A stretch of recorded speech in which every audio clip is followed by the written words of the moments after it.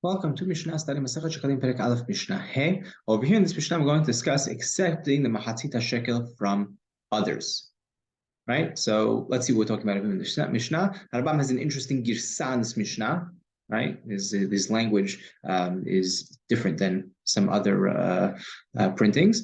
And he also has an interesting pirush. So I'm going to explain his pirush throughout the words as we read it through. Even though they said, right, that we don't take collateral from the women, slaves, and children. If they give him a hatzita shekel, we accept it from them. Aval, right? If they give, we accept from them. Now, next, hanochri v'kuti, right? So if you have a nochri or a kuti, right? So non-Jew and a kuti, right? These were the remember these are the converts who converted to Judaism, but then we saw that they weren't performing all the mitzvot, and then ultimately we ended up finding them worshiping avodah zarah, right? Worshiping God inappropriately. So we'll see how Harabab explains this over here, but he has this as actually a very early Mishnah, right? Because later on, the Kuti and the Nochri have the same status. But over here, they don't have the same status in this Mishnah. What is it over here? So if they both gave Sheshaklu, and Mekablim Miyadam, if they both is a Mahatzit Shekel, we do not accept from them. And Mekablim Miyadam, Kinezavim, Kinezavot, Kineyoldot, Hataot, Kineyoldot, right? So we're not allowed to accept from them. Right? And who's them over here? So Hanabam explains them over here. We don't accept from them these, korban, right? When you bring a zav or zava needs to bring a nest of birds as a korban, or the yoledet, or the woman who just gave birth needs to bring a nest of birds as a korban after childbirth, right? These we accept from, we accept from the Jews. Now we're saying over here also we don't accept from them, right? From their hands. Who's their hands? So Hanabam explains it's talking about the kutim. We don't accept it from the kuti. The goy is not even thinking to bring this, right? Of course, we're not accepting from them, right? But he's not even thinking to bring this.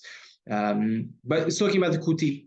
And then the Mishnah continues with the kuti. Hataot v'ashamot mekablim miyadam. A korban hatat or korban hasham, we do accept from them. Now, why would we accept it from a kuti? Because we say maybe he's chozeh b'tshuva, right? Maybe he's intending for kapara, and he may return back to the appropriate ways of the Torah. So there we would accept it from them, the kutim. But a goy, we still will not accept it from.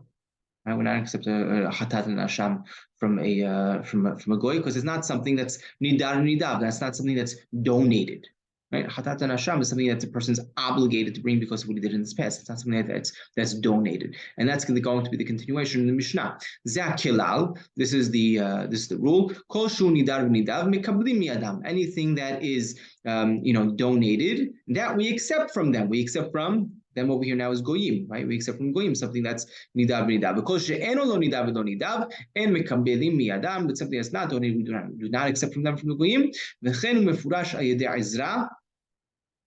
And so too is actually explained through the words of Ezra. Lulachem v'lanu livnot bayit lelohenu, right? It's not for you and for us to build a house to our God.